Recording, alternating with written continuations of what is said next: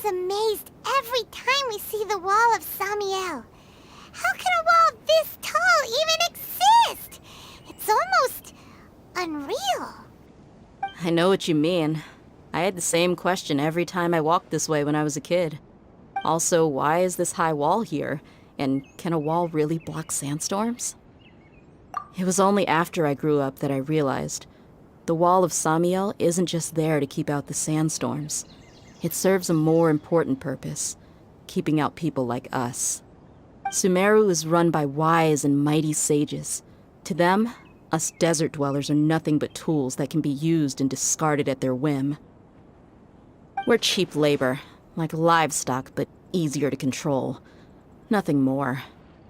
Even if a child from the desert got the chance to obtain an Akasha terminal, almost all their requests for knowledge would be denied. The academia believes we're underserving. Geniuses like Sataria are 1 in a million.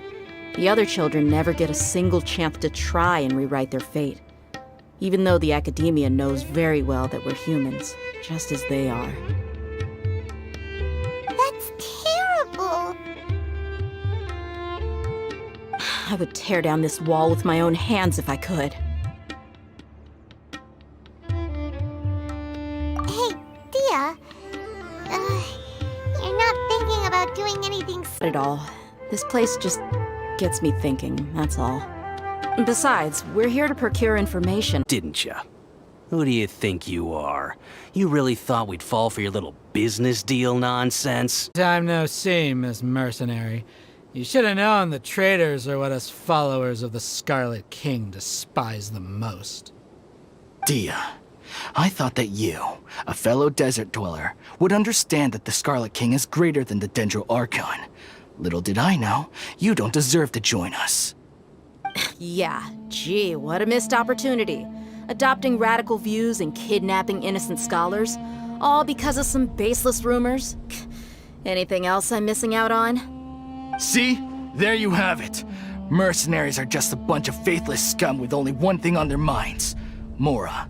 Pathetic. You're all like a pack of street rats. You're not wrong.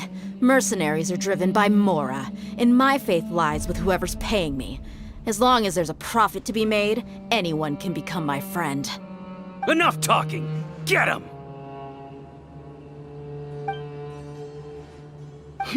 Just as I expected. Let's teach him a lesson, traveler.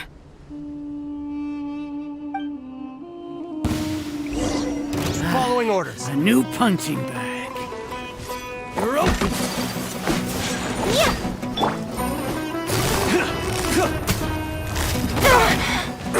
Game's up. Fun's over. Kami-santo art! Sumetsu!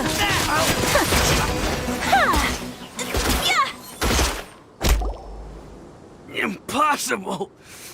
How could you? So, what do you think about your meticulous network now, Zaki? How did you say it? It's only natural for a traveling mercenary like me to be out of the loop. I'm guessing your informant told you that I'm just an incompetent merc with no real fighting skills, correct? I mean, that is what I said after all. And of course you would believe everything he reported. The only thing you know about me is that I'm a mercenary, but you've never seen me in action. Even though you heard we went to handle monsters together, you believed that Candace was the only one doing all the real fighting. That so-called Flame Mane is just a fraud. She admitted it herself. She just uses her connections to gain the trust of others. That's what you thought, right? Ugh. You lied in the village because you figured that we'd have people watching you. And you were stupid enough to fall for it. I figured as much the first time we drank together. You all thought you were so smart. Pathetic. Okay, that should be all of them.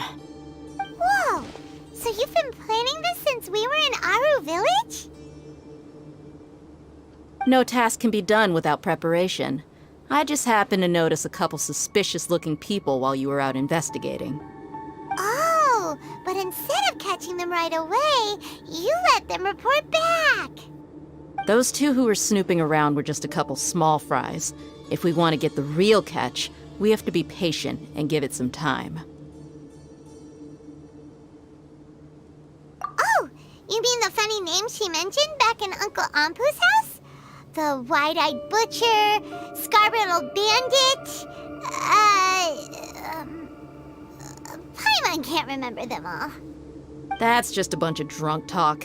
Edgar and Delavar like to talk themselves up when they're drinking. Edgar, the wide-eyed butcher, and Delavar, the scar-riddled bandit, are the nicknames they came up with for themselves. Alcohol has a way of making people share what they really think.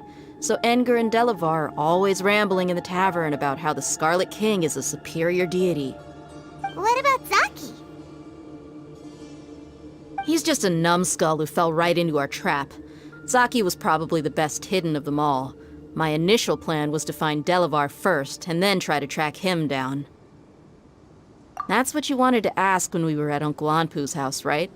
Jabari is one of the villagers you talked to. You know, the one who wanted to treat Isak and his grandpa to some food. Wait, so he's a radical too? No, he isn't. I just needed to tack on a random villager name to make the eavesdropper think that I was making some wild guesses based on my impressions. Wow, what a genius idea! Well, that's an expert mercenary for ya. Ah, you're too kind. It was straight from the usual playbook, if I'm honest. So, that thing you were saying before, is it really true? About what? About how mercenaries only care about